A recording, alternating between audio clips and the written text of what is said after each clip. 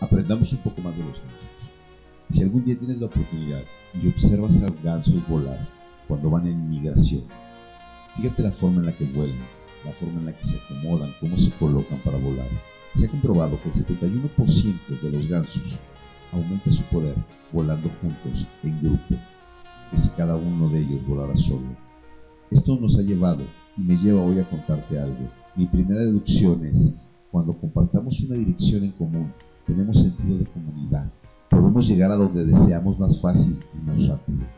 Cada vez que un ganso se sale de la formación y siente la resistencia del aire, se da cuenta de la dificultad que es volar solo y de inmediato se incorpora de nuevo a la fila para beneficiarse del poder del compañero que va delante de él. Segunda deducción: si usáramos la lógica de los gansos, no nos quitaríamos jamás, siempre volaríamos unidos hacia una misma dirección. Cuando el líder de los gansos se cansa, se pasa unos puestos atrás y el otro ganso toma su lugar. Tercera deducción: obtenemos mejores resultados cuando hacemos turnos para realizar trabajos difíciles.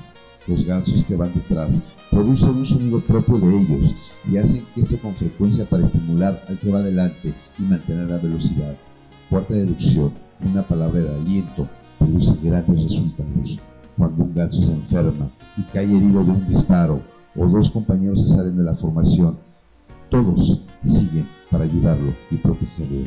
Se quedan con él hasta que nuevamente está en condiciones de volver a volar o definitivamente muere. Solo entonces los dos acompañantes vuelven a la bandada o se unen a otro grupo. Quinta deducción: si tuviéramos la inteligencia de los gansos, no nos mantendríamos siempre uno al lado del otro, ayudándonos como buenos compañeros que somos.